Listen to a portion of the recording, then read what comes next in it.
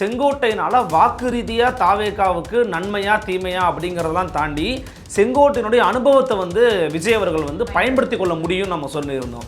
அந்த அடிப்படையில் தான் இன்றைக்கி பார்த்தீங்கன்னா செங்கோட்டையன் அந்த விஷயங்களை கேரி ஓவர் பண்ணியிருப்பாருன்னு நினைக்கிறேன். அவர் காலையிலேயே அவர் வந்துட்டார், ஸ்பாட்டுக்கு வந்துருந்தார், நிறைய வேலைகளை பார்த்துட்டு இருந்தாருன்னு நம்ம பார்த்துருந்தோம். ஸோ சீமானுக்கு பதில் சொல்லக்கூடிய விதத்தில் மறைமுகமாக ஈரோட்டு கடப்பாறை பெரியார் அப்படின்னு அவர் ஒரு காயின் எடுக்கிறாரு. பட் டீப்பாக டிஸ்கஸ் பண்ணுவாருன்னு நம்ம எதிர்பார்த்தோம். நம்ம எதிர்பார்ப்புக்கு அவர் என்றைக்கு விடையை கொடுத்துருக்கிறாரு. அதனால் அதுக்கு அவர் அதுக்குள்ளெல்லாம் போகலை. ஏன்னா நிறைய பேர் சொல்லுவாங்க பார்த்தீங்களா, இப்போது திமுக காரங்களே எனக்கு தெரிஞ்சது எத்தனை பேர் எந்த இடத்துல பேசியிருக்கிறாங்க. ஈரோடுனா அவங்க பெரியாருன்னு தான் சொல்லுவாங்க, அதை தாண்டி எதுவும் போக மாட்டாங்க. பெரியாருக்கு முன்போ பெரியாருக்கு பின்போ எதுவுமே இல்லைன்னு சொல்லக்கூடிய ஒரு ஒரு ஒரு விஷயத்தை அவங்க தொடர்ச்சியாக கை கொள்வாங்க. பட் இவர் கொஞ்சம் முன்னாடி போயிருக்கிறாரு. காலிங்கிறாங்க நிறைய பேர் பேசியிருக்கிறாங்க. பட் இவரும் பேசியிருக்க ரொம்ப மகிழ்ச்சி. இன்னைக்கு அந்த கூட்டத்தை போய் ஒருங்கிணைக்கிற வேலையை பார்த்துக்கிட்டு இருக்கிறார் செங்கோட்டையன் ஐயா. என்ன வச்சுருந்தார் பாக்கெட்டில்? ஜெயலலிதா அம்மையோட படம் தான் வச்சுருந்தாரு, விஜய் படமாக வச்சுருந்தாரு. 1000 தான் அவருக்கு அந்த பஸ்ஸு மேலே ஏறி செங்கோலை கொடுத்தாலும் பாக்கெட்டில் இருக்கிறது என்னவோ ஜெயலலிதா அம்மையார் தானே, விஜய் இல்லையே. எங்கள் எடப்பாடி பழனிசாமியை பற்றியும் அதிமுக பற்றி பேசிட்டு இருக்கிறாருங்க விஜய், எங்கள் சீமானை பற்றி பேசியிருக்கிறாருங்க விஜய்னா முடிஞ்சு போச்சு, அவ்வளோதான். ஆனால் அவர் பேசலை.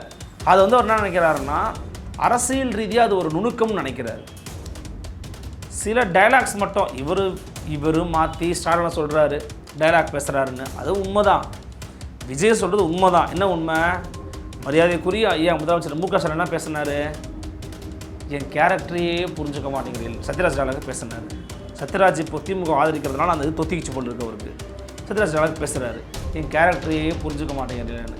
அவர் திருப்பி போட்டார்ல, சிலப்பதிகாரத்து எடுத்த வசனமாப்பா அப்படின்னு கேட்டார். நீங்கள் வெளிப்படையாக நம்ம பேசிடுவோம்.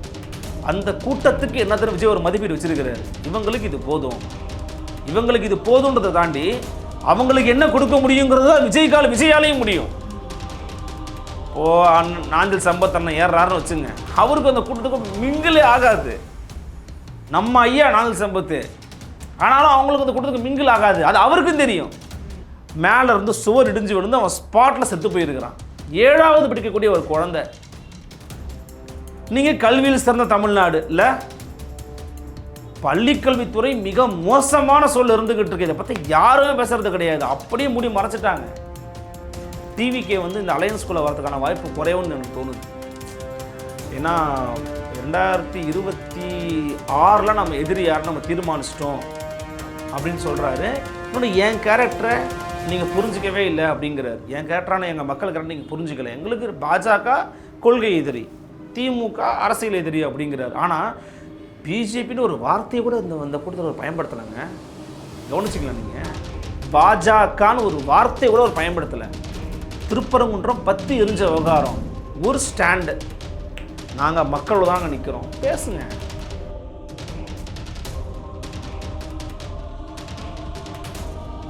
அன்னை பர்னிச்சர்ஸ், அன்னை திருமண சீர்வரிசை பொருட்கள், டிவி, ஃபிரிட்ஜ், வாஷிங் மெஷின் உள்ளிட்ட 200க்கும் மேற்பட்ட பொருட்கள் அடங்கிய திருமண சீர்வரிசை ரூபாய் 99,000 மட்டுமே. தமிழகம் முழுவதும் இலவச டோர் டெலிவரி. தொடர்புக்கு 7550014440 9345044044. நிம்மதி ப்ராப்பர்ட்டி மேனேஜ்மெண்ட். கான்டாக்ட் 7667008999. நலம் தரும் நல்லார் சித்த மருத்துவமனை.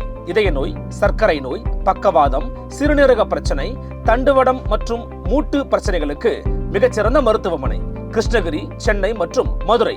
தொடர்புக்கு 8807666117 மற்றும் 8807666118. ஃபோர்த் எஸ்டேட் தமிழ் நேயர்களுக்கு வணக்கம். இன்றைய நேர்காணலில் நம்மோடு இணைந்திருக்கிறார் ஊடகவியலாளர் அருள்மொழிவர்மன் அவர்கள். வணக்கம் சார். வணக்கம் கவிப்பிரியா. இன்றைக்கு விஜய் அவர்களுடைய பேச்சு ஈரோடு மாவட்டம் விஜயமங்கலத்தில் பேசியிருக்கிறாரு. அதாவது பிரச்சார பொதுக்கூட்டம், அதாவது அவருடைய பேச்சு பார்த்தீங்க அப்படின்னா ஃபயராக இருந்தது அப்படின்லாம் தாவேக்காவினர் சொல்லிட்டு இருக்காங்க.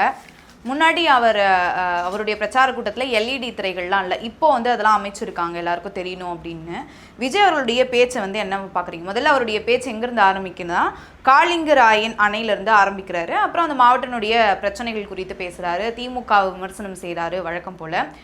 நீங்கள் பேசுங்க, நடுவில் என்ன பேசியிருக்காருன்றதை டிஸ்கஸ் பண்ணலாம். ரொம்ப இந்த கூட்டத்தை பொறுத்த வரைக்கும் ரொம்ப பிளான்டாக பண்ணியிருக்கிறாங்க. முதல்ல அதற்கு வந்து மனமார்ந்த வாழ்த்துக்களை தெரிவிச்சுக்கலாம். ரொம்ப பிளான்டாக பாக்ஸாக வந்து எல்லாரையும் வந்து செக்ரிகேட் பண்ணி அந்த பாக்ஸுக்குள்ளே தான் மக்களை உட்கார வச்சு அமர வச்சோ நிற்க வச்சோ பார்க்க வச்சது, எல்இடி ஸ்க்ரீன்ஸ் போட்டது, இதெல்லாம் ஏன் நடந்திருக்குன்னு சொல்லுங்களேன்.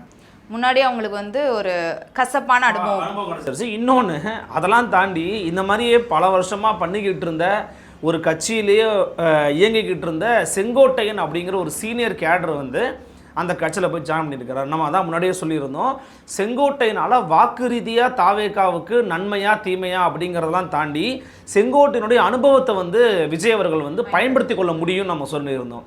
அந்த அடிப்படையில் தான் இன்றைக்கி வந்து பார்த்தீங்கன்னா செங்கோட்டையன் வந்து அந்த விஷயங்களை வந்து கேரி ஓவர் பண்ணியிருப்பாருன்னு நினைக்கிறேன். அவர் காலையிலேயே அவர் வந்துட்டார், ஸ்பாட்டுக்கு வந்துருந்தார், நிறைய வேலைகளை வந்து பார்த்துட்டு இருந்தாருன்னாங்கிறத நம்ம பார்த்துருந்தோம்.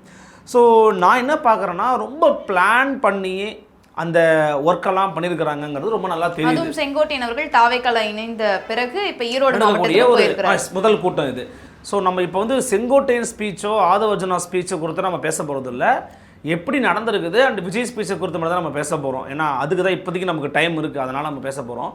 ஸோ இந்த கூட்டத்தினுடைய நோக்கமாக நம்ம வந்து இருந்தது என்னென்னா, ஈரோடை பொறுத்த வரைக்கும் அவர் வந்து கரூரை குறித்து ஏதாவது பேசுவார். கரூர் சம்பவம் நடந்து முடிஞ்சிருச்சு இல்லையா, இப்போ கரூர் குறித்து ஒரு வெளிப்படையாக எதுவும் பேசவே இல்லை, எங்கேயும் அதை பற்றின விஷயங்களை அவர் ஷேர் பண்ணவே இல்லை. ஸோ ஏதாவது பேசுவாருன்னு நம்ம பார்த்தோம். ஏன்னா போன வாட்டி கூட சொல்லும்போது கரூரை பற்றி நான் அப்புறம் பேசுகிறேன் அப்படின்னு சொல்லியிருந்தார். இந்த முறை அதற்கு கரூர் சம்பவத்திற்கு பிறகு கிட்டத்தட்ட நாட்களாகி உள்ளரங்கு கூட்டமும் போட்டுட்டாரு. புதுச்சேரியிலும் இப்போ பிரச்சாரம் பேசிட்டாரு. இது மூன்றாவது. அதன் பிறகு நடக்கக்கூடிய தமிழகத்தில் நடக்கக்கூடிய ஒரு மிகப்பெரிய ஒரு மக்கள் சந்திப்பு நிகழ்ச்சி அப்படின்னும் போது அவர் அதை பற்றி பேசுவார், ஏதாவது சொல்லுவாருன்னு பார்த்தா அவர் எதுவும் சொல்லலை. பட் ஆனால் ரொம்ப ஆச்சரியப்படத்தக்கக்கூடிய வகையில், ஏன்னா எடுத்த உடனே நான் வந்து பெரியார் தான் போவார்னு நினச்சேன். எடுத்த உடனே பெரியாரை பற்றி பேசிடுவார். ஏன்னா அண்மை காலங்களில் பெரியார் அவர்கள் பற்றிய மதிப்பீடுகள், அவர் மீதான பாசிட்டிவ் நெகட்டிவ்ஸ் நிறைய பேர் விவாதங்களுக்கு உட்படுத்தியிருக்கிறாங்க. குறிப்பாக நாம் தமிழர் வச்சு தொடர்ச்சி அதை பண்ணிக்கிட்டு இருக்காங்கன்னு வச்சுப்போமே. திமுகவை எதிர்வினை ஆற்றிக்கிட்டு இருக்காங்க. இந்த நேரத்தில் அவர் அங்கே ஈரோட்டில் போய் கூட்டுற கூட்டம் வந்து கண்டிப்பாக ஏதோ ஒரு விஷயத்தை பேசுவாருன்னு பார்த்தோம். ஆனால் அதையும் ஒரு பெருசாக டச் பண்ணவே இல்லை. ஒரே ஒரு இடத்துல மட்டும் ஈரோட்டு கடப்பாறைன்றாரு. அது யாருடைய தாக்கம்னு நான் பார்க்குறேன்னா, நீங்கள் சொல்லுங்கள் யாரோட தாக்கம் அது? சீமான் அவர்கள் RSS மேடையில் பேசியிருந்தார். அதில் வந்து அவர் என்ன சொல்லியிருந்தாருன்னா, ஏங்க இந்த பார்ப்பன கடப்பாறை, இப்போ பாரதியாருங்கிற இந்த பார்ப்பன கடப்பாறையை வச்சு உன் திராவிடத்தை தகர்க்கிறேயா, பாடச்சோட தகர்க்கிறையான்னு பேசியிருந்தாரு. நம்ம அதை டிஸ்கஸ் பண்ணியிருந்தோம் ஏற்கனவே. ஸோ சீமானுக்கு பதில் சொல்லக்கூடிய விதத்தில் மறைமுகமாக ஈரோட்டு கடப்பாறை பெரியார் அப்படின்னு ஒரு காயின் எடுக்கிறாரு. பட் டீப்பாக டிஸ்கஸ் பண்ணுவாருன்னு நம்ம எதிர்பார்த்தோம். நம்ம எதிர்பார்ப்புக்கு அவர் என்றைக்கு விடையை கொடுத்துருக்கிறாரு. அதனால் அதுக்கு அவர் அதுக்குள்ளெல்லாம் போகலை. இன்னொன்று இந்த முறை ரொம்ப தெளிவாக பேசியிருக்கிறாரு. என்ன தெளிவாக பேசியிருக்கிறாருன்னா, நான் என்ன பேசணும், எவ்வளவு நேரம் பேசணும், எதை பற்றி பேசணும்னு நீங்கள் சொல்லாதீங்க, முடிவு எடுத்துட்டார் அவர். என்னென்னா எனக்கு என்ன வருன்றது எனக்கு தெரியுங்க. அவருடைய ஒரு நல்ல விஷயம் என்ன நான் பார்க்குறேன்னா, நல்ல விஷயம்னா அவருக்கு புரிஞ்சு போச்சு. உங்களுக்கு புரியுது இல்லை என்ன கேட்டார் அவர்? மக்களுக்கு புரியுதா, உங்களுக்கு புரியுது இல்லை, அது அவ்வளோதான், அது போதும். எனக்கு இவங்களுக்கு புரியணும், இவங்களுக்கு புரியலை, இவங்களை திருப்திப்படுத்தணும், இவங்களை திருப்திப்படுத்தலை, இதெல்லாம் எனக்கு தேவையில்லை. எனக்கு தேவை என்னுடைய ரசிகர்களான என்னுடைய தொண்டர்களான உங்களுக்கு புரிஞ்சால் போதும், அது வரைக்கும் எனக்கு மகிழ்ச்சி அப்படிங்கிறாரு. ஸோ ஒரு முடிவு எடுத்துட்டாரு. முடிவு எடுத்து பிறகு தான் பேசுகிறாரு. அப்படின்னும் போது அதுக்குள்ளே போய் நம்ம டீப்பாக டிஸ்கஸ் பண்ணி இதெல்லாம் பார்த்தீங்கன்னா தவறு பண்ணாருன்னு இதுக்கப்புறம் நம்ம சொன்னாலுமே கூட பிரயோஜனம் இல்லாத ஒரு விவகாரம். அதை கண்டிப்பாக அவர் மாற்றிக்க போகிறதோ அல்லது ஏதாவது இம்ப்ரோவைசேஷன் பண்ண போகிறாரோ நம்ம எதிர்பார்க்க வேண்டிய அவசியமே கிடையாது. அதை பண்ண மாட்டார். ஸோ இந்த மாதிரி கொஞ்சம் கூடுதலாக பேசியிருக்கிறாருன்னு நினைக்கிறேன். இன்னொன்று, பெரியாரை பற்றி டீகோட் பண்ணல அப்படின்னு சொல்கிறீங்க. அதுக்கப்புறம் பெரியார் பேரை சொல்லி திமுகவினர் வந்து தவறான வழியில் தான் போயிட்டு இருக்கீங்க, அவரோட பெயரை பயன்படுத்தி மக்கள் மத்தியில் அவதூறாக நடந்துட்டு இருக்கீங்க அப்படின்றத திரும்ப திரும்ப அழுத்தமாக சொல்லியிருக்கிறாரு. என்ன சொல்கிறாருன்னா, அதில் இந்த ஸ்பீச் ஆரம்பிக்கிறதுக்கு முன்னாடி அவர் முக்கியமான ஈரோடை பற்றி மஞ்சள் பேசுவார்னு தெரியும். மஞ்சள் பேசினார், என் கட்சி கொடியிலே மஞ்சள் தான் இருக்குன்னு சொன்னார். காளிங்கராயன் பற்றி பேசினார்ல, உண்மையிலேயே நான் வந்து அதை பாராட்டுறேங்க. ஏன்னா காளிங்கராயன் வந்து தமிழ்நாட்டின் நீர்ப்பாசனத்தின் தந்தை, விவசாயத்தின் காவலன்னு அவரை போற்றுவாங்க. 13ஆம் நூற்றாண்டில் கட்டப்பட்ட அந்த காளிங்கராயன் அணை இன்றைக்கு வரைக்கும் வந்து நீடிச்சுக்கிட்டு இருக்குது, மக்களுடைய பயன்பாட்டுக்கு இருக்குது. அப்படின்னும் போது அது ஒரு மிகப்பெரிய ஒரு விவகாரம். ஏன்னா நிறைய பேர் சொல்லுவாங்க பார்த்தீங்களா, இப்போ திமுக காரங்களே எனக்கு தெரிஞ்சது எத்தனை பேர் எந்த இடத்துல பேசியிருக்கிறாங்க, ஈரோடுனா அவங்க பெரியார் தான் சொல்லுவாங்க, அதை தாண்டி எதுவும் போக மாட்டாங்க. பெரியாருக்கு முன்போ பெரியாருக்கு பின்போ எதுவுமே இல்லைன்னு சொல்லக்கூடிய ஒரு விஷயத்தை வந்து அவங்க தொடர்ச்சியாக கை கொள்வாங்க. பட் இவர் கொஞ்சம் முன்னாடி போயிருக்கிறாரு. காளிங்கராயன் வந்து நிறைய பேர் பேசியிருக்கிறாங்க, பட் இவரும் பேசியிருக்க ரொம்ப மகிழ்ச்சி. ஏன்னா தொடாமலே விட்டுருவாரோ அதை பற்றி அவருக்கு யாரும் சொல்லியிருக்க மாட்டோம்னு நினச்சோம். காளிங்கராயன் பற்றி பேசிட்டு இருக்கிறது மிக்க மகிழ்ச்சியான ஒரு செய்தி. ஸோ காளிங்கராயனுக்கு பிறகு தான் அவர் வந்து பெரியார் அவர்களை குறித்து வந்து அவர் பேசுகிறாரு. அது ரொம்ப டீப்பாலாம் அவர் பேசலை. எங்கே டேரெக்டாக வந்துடுறாருன்னா பெரியார் பேரை சொல்லி கொள்ளையடிக்காதீங்கன்னு வந்துடுறாரு. இப்போ மேட்ரு என்னென்னா, இப்போ இதுதான் நம்ம வந்து யாருக்கு நெருக்கடியாக பார்க்குறோன்னா திமுகவுக்கு நெருக்கடியாக நம்ம பார்க்குறோம். இப்போ விஜய் அப்படிங்கிறவர் வந்து யாரோட வாக்கு வங்கியை பிரிப்பாருங்க, அதிமுக வாக்கு வங்கியா, நாம் தமிழர் வாக்கு வங்கியா அப்படிலாம் நீங்கள் பார்த்தீங்கன்னா ஆக்சுவலி ரொம்ப கம்மி. அவர் டீப்பாக டிஎம்கேவோட வாக்கு வங்கியை தான் குறி வைக்கிறார். இப்போ ஃபார் எக்ஸாம்பிள் பெரியாரை வந்து நாங்கள் முழுமூச்சாக நாங்கள் ஃபாலோ பண்ணுறாங்க, நாங்கள் தாங்கன்னு சொல்லக்கூடிய ஆள் யார்? திமுக. நீ அப்படி ஃபாலோ பண்ணல, நீ பெரியார் பேர் வச்சு கொள்ளடிக்கிற அப்படின்னும் போது திமுகவோட ஃபாலோவர்ஸுக்கு தானே அது போய் செய்தி சொல்லக்கூடிய விஷயமா இருக்குது. அப்போ எங்கே இருந்து அவருடைய வாக்குகள் உருவக்கூடிய அந்த தன்மையோடு அந்த பெர்சன்டேஜ் அதிகமாக இருக்க முடியும்? அப்போது திமுகவினுடைய கோர் ஓட்டுகளையும் குறிவைக்கிறார் விஜய். நான் மொத்தமாக உருவிட்டார்னு சொல்லலை, அதை குறிவிச்சு தான் ஒரு அட்டாக் இருக்குது.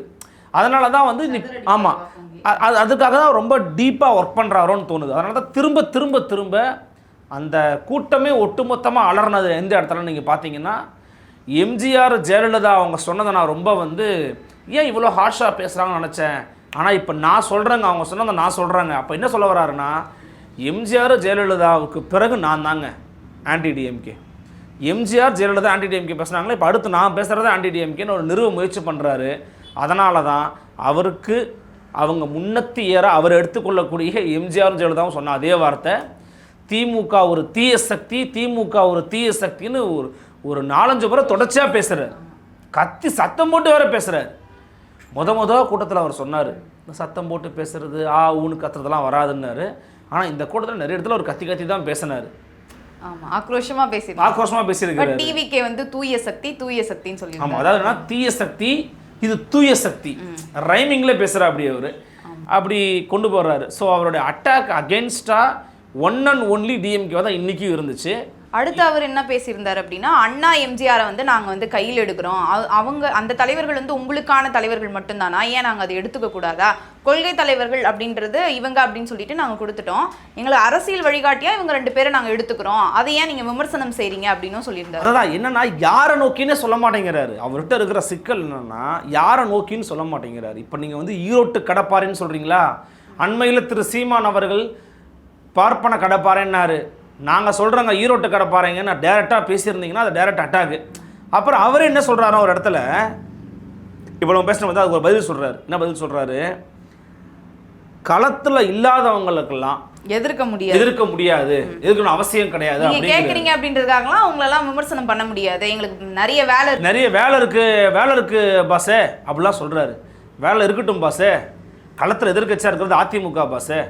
இன்னைக்கு நீங்கள் எம்ஜிஆரையும் அண்ணாவையும் எடுத்துக்கிறீங்க அப்படின்றத அங்கங்கே எங்கேயாச்சும் விமர்சனம் பண்ணுறவங்களா தான் வந்து அதிமுகன்னு இருக்கிறாங்க. பெருசாக விமர்சனம் பண்ணலை. எடப்பாடி கே பழனிசாமியோ அல்லது கட்சியினுடைய மிக முக்கிய நிர்வாகிகளோ விஜய் எங்கேயாச்சும் அட்டாக் பண்ணி நீங்கள் பார்த்துருக்கிறீங்களா? பெருசாக பண்ணது கிடையாது. பொதுக்குழு கூட்டத்தில் கூட விஜய் ஒரு வார்த்தை கூட பேசலைங்க விஜயை பற்றி. அவங்க ஒரு வார்த்தை கூட பேசலை. ஆனால் என்ன பண்ணாங்கன்னா, அமைதியாக கடந்து போனாங்க. Okay fine, let him go அப்படின்னு விட்டுட்டாங்க. ஆனால் இவர் என்ன பண்ணுறாருன்னா, என்ன இவங்களை பயமுறுத்தக்கூடாது, அவங்கள பயமுறுத்தக்கூடாதுன்னு சொல்கிறீங்க, ஜெயலலிதாவை உங்களோட இதுவாக. இப்போ என்ன ஏன் அங்கேருந்து வருதுன்னா, செங்கோட்டையனை போய் கட்சியில் ஜாயின் பண்ணவர் என்ன பண்ணார் தெரியுமா? பாக்கெட்டில் என்ன வச்சுக்கிட்டாரு? ஜெயலலிதா அம்மையாரோட புகைப்படத்தை வச்சுக்கிட்டாரு. அவருடைய கட்சியினுடைய அவருடைய பகுதியில் இருக்கக்கூடிய பேனர் என்ன வச்சுருந்தாரு? ஜெயலலிதா படத்தை வச்சுருந்தாரு. அவ்வளவு ஏங்க, இன்னைக்கு அந்த கூட்டத்தை போய் ஒருங்கிணைக்கிற வேலையை பார்த்துக்கிட்டு இருக்கிறார் செங்கோட்டையன் ஐயா. என்ன வச்சுருந்தாரு பாக்கெட்டில்? ஜெயலலிதா அம்மையாரோட படம் தான் வச்சுருந்தாரு. விஜய் படமாக வச்சுருந்தாரு. 1000 தான் அவருக்கு அந்த பஸ்ஸு மேலே ஏறி செங்கோலை கொடுத்தாலும் பாக்கெட்டில் இருக்கிறது என்னவோ ஜெயலலிதா அம்மையார் தானே, விஜய் இல்லையே. அப்போ என்னன்னா, ஜெயலலிதா அம்மையாரை வந்து இந்த கட்சி எப்படி பார்க்குதுங்கிற ஒரு ஒரு ஒரு ஒரு ஒரு ஒரு தேவை இருந்துச்சுல்ல, அவங்களோட ஆன்சர் தேவை இருந்துச்சுல்ல. அந்த ஆன்சருக்கான பதில் என்ன தெரியுமா? நாங்கள் யாரை வேணால் ஃபாலோ பண்ணுவோம். அண்ணா எம்ஜிஆர் விட்டுருங்க, அண்ணா எம்ஜிஆர்னு இது பண்ணுறீங்க. இன்னொன்று, செங்கோட்டையன் அவர்கள் அந்த ப்ரெஸ் மீட் கொடுக்கும்போது ஜெயலலிதா அம்மையார் அவர்களுடைய புகைப்படத்தை பாக்கெட்டில் வச்சது பெரிய விமர்சனத்துக்குள்ளாகி இருந்தது. அந்த கேள்விக்கான பதிலாக தான் இப்போ விஜய் வந்து சொல்லிட்டாரு அப்படின்றது. அது என்னன்னா, ஜெயலலிதா அம்மையாரோட பேரே குறிப்பிடாமல் அண்ணா எம்ஜிஆரை வச்சுருக்கிறோம், நாங்கள் யாரெல்லாம் வச்சுக்கணும் நீங்கள் ஏங்க சொல்கிறீங்க? நாங்கள் யாரை வேணால் வச்சுப்போங்க, அது எங்கள் இஷ்டங்கன்றார்ல. அப்போது நீங்கள் நாளைக்கு யாரை வேணால் எடுத்துப்பீங்கன்றதுடைய நீட்சி எங்கே இருக்குது? அவர் நீட்சி என்ன? அதுக்கான ஆன்சர் என்ன? ஆக்சுவலி அண்ணா எம்ஜிஆர் வச்சுக்கிட்டீங்க, நீங்களே சொல்கிறீங்க. அண்ணாவை சொந்தம் கொண்டாடுவீங்க, எம்ஜிஆர் அப்படி சொந்தம் கொண்டாட முடியும் அப்படின்னு கேட்குறீங்க. அதே மாதிரி ஜெயலலிதா அம்மையார், ஏன்னா ஜெயலலிதா அம்மையார் நீ சொந்தம் கொண்டாட போகிறீங்க, அதுக்கான அறிகுறி இருந்துக்கிட்டு இருக்கு, நல்லாவே தெரியுது. ஓகே, அதை விட்டுருவோம். இப்போ சிக்கல் எங்கேருந்து வருது அப்படின்னா, இவர் சொல்லக்கூடிய இந்த பாயிண்ட்ஸ் இருக்குல்ல, அண்ணா எம்ஜிஆர் எங்களுடைய கொள்கை வழிகாட்டிகளாக நாங்கள் இப்போ எடுத்துக்க போகிறோம். அதாவது அவங்களுக்குன்னு இருக்கிற ஒரு 5 பேர் கொள்கை வழிகாட்டி, இவங்க வந்து அரசியல் ரீதியாக தேர்தல் அணுகுமுறை நாங்கள் அவங்க வந்து எடுத்துக்கிறோம், இவங்க வந்து பெரியாரின் தமிழ்நாட்டின் சொத்துகள் அப்படிங்கிற மாதிரி அவர் பேசுகிறார். இப்போது செங்கோட்டையன் அவர்கள் அதிமுகலாம் வந்திருக்கிறாருமா, சிக்கல் இல்லை, அதிமுகலாம் வந்திருக்கிறாரு, இவங்க வந்து அட்டாச் பண்ணிட்டாரு. பட் அதிமுக காரங்க டைரக்டாக நீங்கள் விமர்சிக்காமல் இருக்கிறதுக்கு நீங்கள் ஒரு காரணம் சொல்கிறீங்க பார்த்தீங்களா? களத்தில் இல்லாதவங்களுக்கு பதில் சொல்ல முடியாது, களத்திலே இல்லாதவங்களை எதிர்க்க முடியாதுன்னு நீங்கள் யாரை குறிப்பிடுறீங்க? களத்தில் இப்போ யார் இல்லைன்னு நீங்கள் நினைக்கிறீங்க? அதிமுக ஒரு வலிமையான எதிர்க்கட்சியாக இருக்கிறாங்க, அவங்களுடைய படத்தை தான் நீங்கள் எடுத்து போட்டுக்கிறீங்க. அவங்களுடைய வாதப்படி பார்த்தோம் அப்படின்னா அண்ணாவும் எம்ஜிஆரும் ஜெயலலிதா அம்மையாரும் எங்களுக்கானவங்கன்னு அவங்க சொல்கிறாங்க. அண்ணாவை திமுகவும் கண்டது வச்சுக்கிறோம், அது வேற விஷயம். அவருடைய வாதம் என்னன்னா, இவங்கள பொது தலைவர்கள் தானே, நாங்க வந்து அவரை வந்து கொள்கை வழிகாட்டியோ இல்ல அரசியல் வழிகாட்டியோ எடுத்துக்கிறோம். அப்போ என்னன்னா, நீங்க எங்க இருந்து எடுக்கிறீங்களோ அல்லது நீங்க யார்கிட்ட இருந்து வாங்கி பகிர்ந்துக்கிறீங்களோ அவங்கள ஒரு கட்சியாவே கன்சிடர் பண்ண மாட்டேன். ஒன்று அதிமுகவை எதிர்த்து பேசணும், இல்லை அதிமுகவை ஆதரித்து பேசணும், ரெண்டுமே இல்லைனா எப்படி? அதான் அதிமுக இருக்கிற இடத்துக்கு தான் இப்போ நான் வரேன் அப்படின்னு தானே விஜயோட வாதமாக இருக்குது. அப்படி இல்லைங்க, நீங்கள் என்ன சொல்கிறீங்க? ஒரு வார்த்தை களத்தில் இல்லாதவங்களாம் எதிர்த்துக்கிட்டு இருக்க முடியாதுங்கிறீங்க. யாரை சொல்கிறீங்க? இப்போ களத்தில் அதிமுக இருக்குது, எதிர்கட்சியாக இருக்குது, பிஜேபிக்கு ஒரு 4 எம்எல்ஏக்கள் இருக்காங்க, நாம் தமிழர் கட்சி 8% ஓட் பேங்கை வச்சுக்கிட்ட ஒரு ரெக்கக்னைஸ்டு பார்ட்டியாக மாறிடுச்சு, இப்போ போட்டி போட போகிறாங்க. இவங்களாம் களத்தில் இருக்கிறாங்க. களத்தில் இல்லாதவங்க யார்? இவங்க திமுகவை விட அதிகமா விஜய் அவர்களையும் தாவேக்காவும் விமர்சிக்கக்கூடியவர்களாக இருக்கிறவங்க நாம் தமிழர் கட்சி தான். அப்ப நாம் தமிழர் கட்சியை தான் அவர் அட்டாக் பண்ற மாதிரி. அதை தான் சொல்றேன். அப்போ ஏன் நீங்க களத்தில் இல்லாதவன் எதிர்க்க முடியாது அப்படின்னு நாம் தமிழர் கட்சியை மட்டும் மறைமுகமாக சொல்லி எப்படி எடுத்துக்க முடியும்? அப்போ ஏன் நீங்கள் அதிமுக பற்றி பேசலை? அதிமுகலேருந்து ஒரு வரவருடைய பங்களிப்பு உங்களுடைய கட்சிக்கு தேவையானதாக இருக்குது அப்படின்ற போது ஒன்று ஆமாங்க, நான் தாங்க அதிமுகவுக்கு மாற்று, அதிமுகவை மக்கள் புறக்கணிச்சிட்டாங்கங்க, நான் தாங்க அந்த இடத்துக்கு வரணும்னு சொல்லணும்ல, நீங்கள் ஏன் சொல்லலை? அப்போ அந்த இடத்துல அவர் என்ன பண்ணுறாருன்னா, யார் பேரையும் சொல்லக்கூடாது, திமுக நீங்கள் சொன்ன மாதிரி தான் திமுகவுக்கு மாற்று நான் தான் இருக்கணும்னு அவர் நினைக்கிறாரு. அது வந்து எவ்வளோ தூரம் இது மக்கள்கிட்ட போய் ரீச் ஆகும்? திமுகவுக்கு அடுத்து நாங்கள் தானே, நீங்கள் மற்றவங்களை பற்றி உங்கள் நிலைப்பாடு உங்கள் கருத்துன்றது மக்களுக்கு தெரியணும்ல. எங்கள் எடப்பாடி பழனிசாமியை பற்றியும் அதிமுக பற்றி இது பேசிட்டு இருக்கிறாருங்க விஜய், எங்கள் சீமானை பற்றி இது பேசிட்டு இருக்கிறாருங்க விஜய்னா முடிஞ்சு போச்சு, அவ்வளோதான். ஆனால் அவர் பேசலை. அது வந்து அவர் என்ன நினைக்கிறாருன்னா, அரசியல் ரீதியாக அது ஒரு நுணுக்கம்னு நினைக்கிறாரு. ஃபார் எக்ஸாம்பிள், யார் பேரை சொன்னால் நமக்கு நன்மை பயக்குமோ, அதிகாரத்தில் இருக்கிறவங்க பேரை சொன்னால் நன்மை பயக்குமோ அவங்க பேரை மட்டும் சொல்ல நினைக்கிறாரு. அது அவரோட யுக்தியாக இருக்கிறது, பட் அது களத்தில் ஒர்க் அவுட் ஆகுமா ஆகாதாங்கிறது அப்கமிங் டேஸில் நம்ம வந்து தெரிஞ்சுக்கலாம். இன்னொரு வார்த்தை சொன்னார் பாருங்கள், அதுதான் வந்துட்டு நமக்கு வந்து ரொம்ப வித்தியாசமாக இருந்துச்சு. திமுகவுக்கு என்னதாங்க வேலை அப்படின்னு கேட்டால் 24 மணி நேரமும் விஜய் எப்படி முடக்கலாம் அப்படிங்கிறதான் அவங்களுடைய வேலைங்கிறாரு.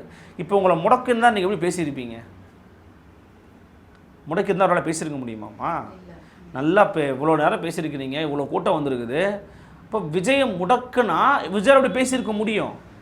இப்போ 24 மணி நேரமும் உங்களை முடக்கிறது மட்டும் தான் அவனுடைய வேலைன்னு நீங்கள் வந்து திருப்பாமல் அப்படி பேசாமல், இன்னும் இன்றைக்கி அவங்க பேசுனதுலேயே பார்த்தீங்கன்னா பேப்பரை பார்க்காம சில விஷயங்களை பேசினார், பேப்பரை பார்த்து பிரச்சனைகளை குறித்து பேசினார், ஆனால் அது பவராக பேசலை. சில டைலாக்ஸ் மட்டும் இவர் மாற்றி ஸ்டாலின் சொல்கிறாரு டைலாக் பேசுகிறாருன்னு, அது உண்மைதான். விஜய் சொல்கிறது உண்மைதான். என்ன உண்மை? மரியாதைக்குரிய ஐயா முதலமைச்சர் மு க ஸ்டாலின் என்ன பேசினார்? என் கேரக்டரையே புரிஞ்சுக்க மாட்டேங்கிறீர்கள் சத்யராஜ் டைலாக் பேசினார். சத்யராஜ் இப்போ திமுக ஆதரிக்கிறதுனால அந்த இது தொத்திக்கிச்சு போல் இருக்கு அவருக்கு.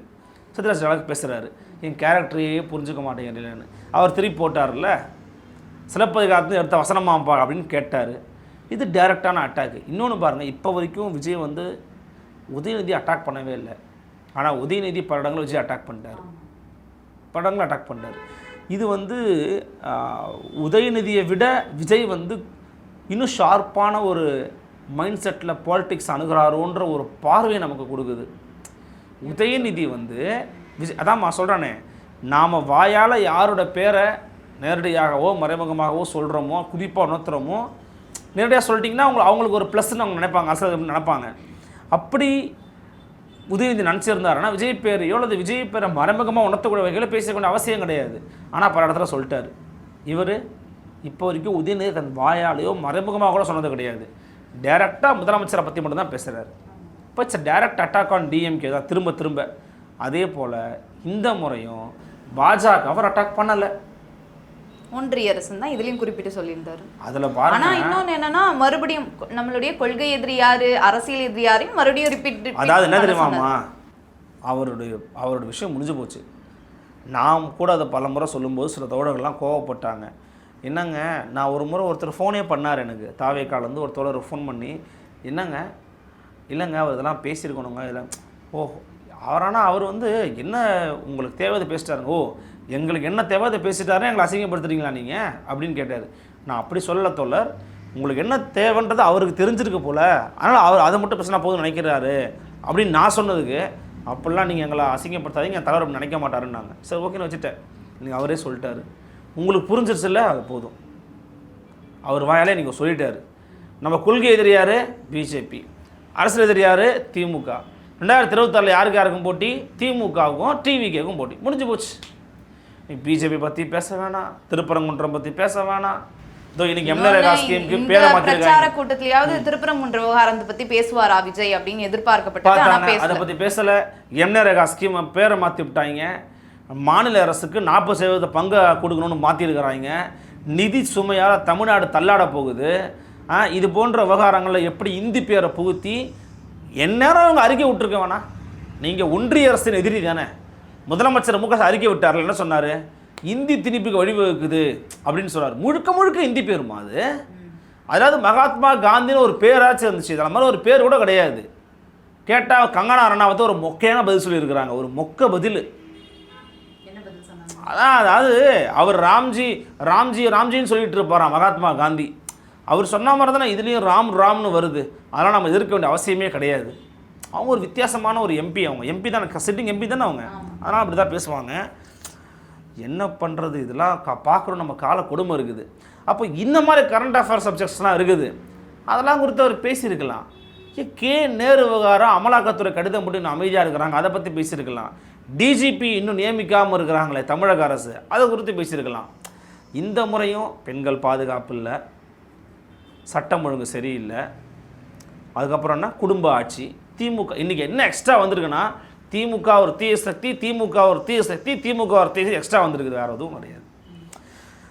நான் இப்போது மீண்டும் பதிவு பண்ணுறேன், அந்த கூட்டத்துக்கு என்ன தேவையோ அதை விஜய் பேசுகிறாரு. இப்போ நீங்கள் வெளிப்படையாக நம்ம பேசிடுவோம். அந்த கூட்டத்துக்கு என்னத்தின விஜய் ஒரு மதிப்பீடு வச்சிருக்கிறாரு. இவங்களுக்கு இது போதும், இவங்களுக்கு இது போதுன்றதை தாண்டி அவங்களுக்கு என்ன கொடுக்க முடியுங்கிறது தான் விஜயாலையும் முடியும். இப்போது நாஞ்சில் சம்பத் அண்ணன் ஏறாருன்னு வச்சுங்க, அவருக்கு அந்த கூட்டத்துக்கு மிங்கிலே ஆகாது. நம்ம ஐயா நாஞ்சில் சம்பத்து, ஆனாலும் அவங்களுக்கு அந்த கூட்டத்துக்கு மிங்கில் ஆகாது, அது அவருக்கும் தெரியும். ஓகேவா? இந்த மூடியோட இந்த பாட்டில் தான் மூட முடியுமே தவிர வேறு பாட்டில் மூட முடியாது. அந்த மாதிரி தான் இந்த கணக்கும். அதனால் அந்த கூட்டத்துக்கு என்ன தேவையோ அதை பேசியிருக்கிறாரு. இன்னொரு இடத்துலலாம் வந்து பார்த்தீங்கன்னா, மக்களுக்கு ஒன்றுனா விஜய் வந்து நிற்பேன் சொன்னாரா? மக்களுக்கு ஒன்றுனா விஜய் வந்து நிற்பேன்னா நீங்கள் அந்த இடத்துல கரூரை கொடுத்து பேசியிருக்கணும்.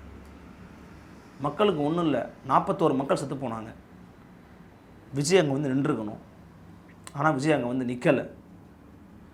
பல விமர்சனங்கள் வச்சாச்சு, அதை பற்றி இப்போ வரைக்கும் விஜய் வாயும் திறக்கலை. அதை பற்றி அவர் தான் இனிமேல் பதில் சொல்லணும். இன்னொரு இடத்துல சொன்னார், வாயிலேயே திமுக வடை சுடுது. வாயிலேயே வடை சுடுறதுக்குனாங்கன்னா திமுகவா டிவிகேடா, டிஎம்கேவா டிவிகேடா அப்படின்னு சொல்லி ரொம்ப சத்தமாக வந்து உணர்ச்சி பெருக்கில் வந்து அவர் பேசுகிறாரு. நல்லா ஒரு இன்னொரு மேட்டர் ஒன்று சொன்னாருங்க, அதை நான் அவர் முழுமையாக நான் வரவேற்கிறேங்க. அது என்ன மேட்டர் நம்ம சொன்னார், கல்வியில் சிறந்த தமிழ்நாடுன்னு இவங்க ஒரு ட்ராமா நடத்தினாங்க. ஸ்கூல் டிராப் அவுட்ஸ் நிறைய இருக்கு. செமையான ஒரு வார்த்தை, உண்மைதான் அது. கல்வியில் சிறந்த தமிழ்நாடுன்னு இந்த தமிழ்நாடு அரசு நடத்துறது ட்ராமா தான் நடத்துனீங்க. 209 அரசு பள்ளியை மூடிச்சு இந்த தமிழக அரசு. அந்த அரசு பள்ளிகளை மூடனதை குறிப்பிட்டு பேசியிருக்கிறார் விஜய். சூப்பர், வரவேற்கிறோம். அதில் குறிப்பாக பார்த்தீங்கன்னா இந்த அரசு பள்ளியை மூடனதுக்கான காரணத்தை சொன்னாங்க. அதை சேர்த்து பேசியிருக்கலாம், டேட்டா கொடுத்தவர் கொடுக்கல. அரசு பள்ளியை மூடனதுக்கான காரணம் என்ன சொன்னாங்க தெரியுமா? அரசாங்கம் அந்தந்த பகுதிகளில் பிறப்பு விகிதம் குறைந்திருக்கிறது, அதனால் நாங்கள் அந்த பள்ளிகளை மூடணுன்றான். எவ்வளவு அப்பட்டமான ஜமக்காலத்தில் வடிகட்டின பொய் நான் கேட்குறேன். அப்போ அந்தந்த பகுதிகளில் இருக்கக்கூடிய தனியார் பள்ளிகளெல்லாம் இப்படி மக்கள் பேசுகிறாங்க, அங்கே மட்டும் பிறப்பு விகிதம் அதிகரிச்சிருச்சா? 207 அரசு பள்ளிகளை மூடி இருக்கிறீங்க. அரசு பள்ளிகள் தரம் மிக மோசமானதாக வந்து கொண்டிருக்கிறது. முந்தா நேற்று திருவள்ளூரில் 7ஆம் வகுப்பு படிக்கக்கூடிய ஒரு தம்பியோட தலையில் மேலே இருந்து சுவர் இடிஞ்சு விழுந்து அவன் ஸ்பாட்டில் செத்து போயிருக்கிறான். 7ஆவது படிக்கக்கூடிய ஒரு குழந்தை. நீங்கள் கல்வியில் சிறந்த தமிழ்நாடு இல்லை, பள்ளிக்கல்வித்துறை மிக மோசமான சூழல் இருந்துக்கிட்டு இருக்கு. இதை பற்றி யாருமே பேசுறது கிடையாது, அப்படியே மூடி மறைச்சிட்டாங்க. நீங்கள் போய் பார்த்தீங்கன்னா தெரியும், உண்மையிலேயே இன்றைக்கு நாம் கல்வி ரீதியாக ரொம்ப ஒரு மோசமான நம்மள இருந்துக்கிட்டு இருக்கோம். தாய்மொழி ரீதியாகவும் சரி, நான் சொல்கிறேன், தாய்மொழியில் எழுத படிக்க தெரியல, தாய்மொழியில் சரளமாக உரையாட தெரியல, தாய்மொழியில் பிழை இல்லாமல் எழுதவோ பேசவோ கற்றுக் கொடுக்க வேண்டிய ஒரு நிலைமையில் நம்ம தமிழர்கள் இருக்கிறாங்க, தமிழக மக்கள் இருக்காங்க, பெற்றோர்கள் இருக்காங்க. இதுக்கெல்லாம் காரணம் யார்? ஏன் நீ உன் தமிழ் தமிழ் தமிழ் தமிழ்னு பேசி தமிழை வளர்க்காமல் விட்டீங்க? இப்போ இவ்வளவு பிரச்சனை திமுக கிட்ட இருக்குது. ஆனால் அந்த அவ்வளவு பிரச்சனைகளையும் உள்வாங்கி கொண்டு அவரால் விஜயால் அங்கே பேச முடியாது. ஸோ அவரால் என்ன முடியுமோ அதை பேசியிருக்கிறாரு. அவர் சொல்கிற ஒன்று உண்மைதான். தாவேக்காவை குறித்து மற்றவர்கள் விமர்சிப்பதில் கூட சில கான்செப்ட் ரீதியாக விமர்சிக்கிறாங்க. ஆனால் திமுக விமர்சிக்கிறது விமர்சனமாக இல்லை, புலம்பலாக இருக்குது. அதனால தான் அவர் சொல்கிறாரு, ஏன் புலம்பி தள்ளுறீங்க, புலம்பிக்கிட்டே இருக்கிறீங்க என்னை பற்றி, நான் தான் ஒன்றுமே இல்லை, விட்டுருங்களேன் அப்படின்னு அவர் கேட்குறாரு. ஸோ எனக்கு தெரிஞ்சு டிவிகே வந்து இந்த அலையன்ஸ்குள்ளே வரதுக்கான வாய்ப்பு குறைவுன்னு எனக்கு தோணுது. ஏன்னா 2026 நம்ம எதிரி யாருன்னு நம்ம தீர்மானிச்சிட்டோம் அப்படின்னு சொல்கிறாரு. இன்னொன்று, என் கேரக்டரை நீங்கள் புரிஞ்சிக்கவே இல்லை அப்படிங்கிறார். என் கேரக்டரான எங்கள் மக்கள் கேரக்டர் நீங்கள் புரிஞ்சிக்கலை, எங்களுக்கு பாஜக கொள்கை எதிரி, திமுக அரசியல் எதிரி அப்படிங்கிறார். ஆனால் பிஜேபின்னு ஒரு வார்த்தையை கூட இந்த கூட்டத்தில் ஒரு பயன்படுத்தலைங்க, கவனிச்சிக்கலாம் நீங்கள். பாஜகன்னு ஒரு வார்த்தையை கூட ஒரு பயன்படுத்தலை. திருப்பரங்குன்றம் 10 எரிஞ்ச விவகாரம், ஒரு ஸ்டாண்டு, நாங்கள் மக்களோட தாங்க நிற்கிறோம், பேசுங்க. 10 எரிஞ்ச விவகாரங்க ஈரோட்டில், இப்போ பேசியிருக்கணுமா இல்லையா? அப்போது அந்த மாதிரியான கரண்ட் அஃபேர் மேட்டரில் வந்து அவர் விட்டுடுறாரு. இப்போ உரிமை தொகை கொடுத்தாங்க 1000 ரூபாய். இப்போ செலக்டடான சமூக பிரச்சனைக்கு மட்டும்தான் விஜய் அவர்கள் வந்து குரல் கொடுக்குறாரு இல்லையா? அதுவும் டிஎம்கேக்கு எது வந்து எதிராக இருக்குதோ அந்த பிரச்சனை மட்டும் கையில் எடுத்து நம்ம பேசலாம், அதுதான் பேசுகிறாரு. ஏங்க, பீகாரில் பிஜேபி ஜெயிச்சாங்க, சரியா? வீட்டுக்கு 10,000 கொடுத்தாங்க. ஸ்டேட் வைட் பிரைபை பாஜக நடந்துச்சு. பாஜகவோட வெற்றியை குறித்து அவங்க அங்கலாய்க்கும் போது நீங்கள் வார்த்தை சொல்லலாமே. ஏங்க, பாஜக மாடல் தாங்க தமிழ்நாடு அரசும் பின்பற்றாங்க, இவங்க 1000 ரூபா மாதம் கொடுக்குறாங்கன்னு பேசியிருக்கலாமே. ஆனால் இப்போ அண்மையில் இந்த 1000 ரூபாய் நீட்டிச்சதை குறித்தோ, கல்லூரியில் 1ஆம் ஆண்டு படிக்கக்கூடிய மாணவர்களை குறி வச்சு என்ன பண்ணாங்க பார்த்தீங்களா?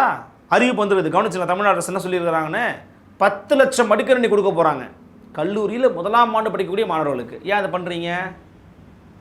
எல்லாரையும் குறி வச்சு தான், அதிமுகவை குறி வச்சு, நாம் தமிழரை குறி வச்சு, டிவிகே குறி வச்சு தான் அதை பண்ணுறாங்க டிஎம்கே. அது பச்சையாக தெரியுது. அது குறித்து ஏன் நீங்கள் பேசலை?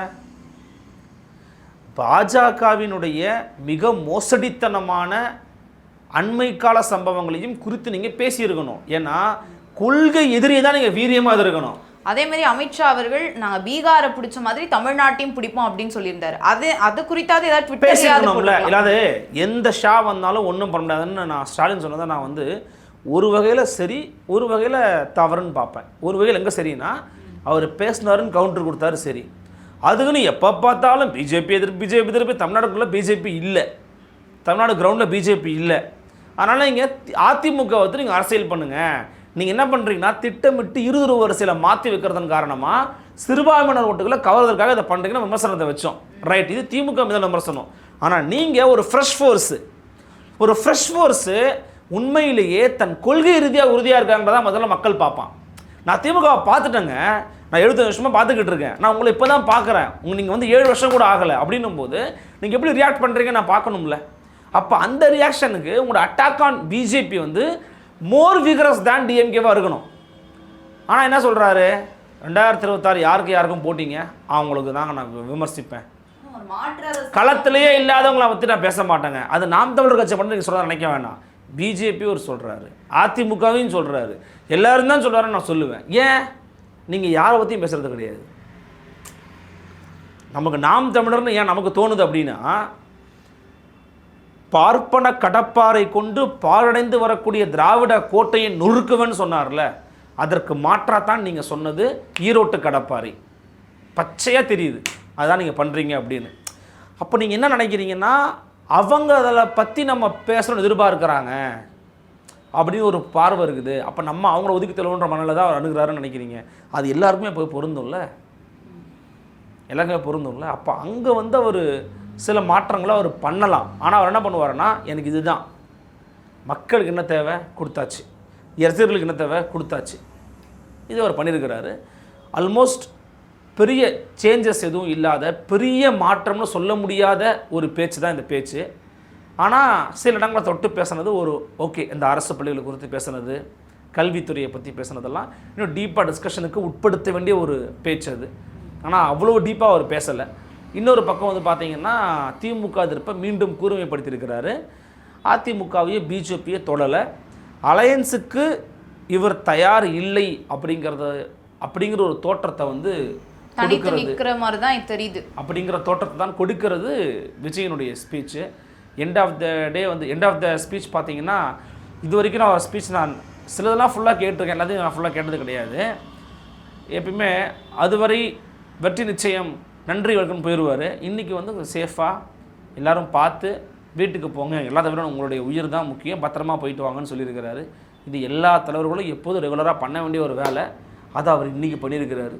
ஸோ அதுக்கு மனமார்ந்த வாழ்த்துக்கள். வழக்கமாக நம்ம ஐயா செங்கோட்டையை நாங்கள் பர்ஃபார்மன்ஸை போட்டால் அப்படி செங்கோலை கொடுத்து ஒரு பக்கா பர்ஃபார்மன்ஸை போட்டார். அவருடைய ஃபோட்டோவில் பேனர்லாம் பார்த்தீங்களா பெருசாக இருந்துச்சு, பண்ணிட்டார். ஸோ அந்த இடத்துல அவர் வந்து மார்ஷலரை கூட்டி நிற்க வச்சிட்டார், விஜய் பண்ணார். அது ஒரு நல்ல ஒரு வரவேற்கக்கூடிய ஒரு விஷயந்தான்.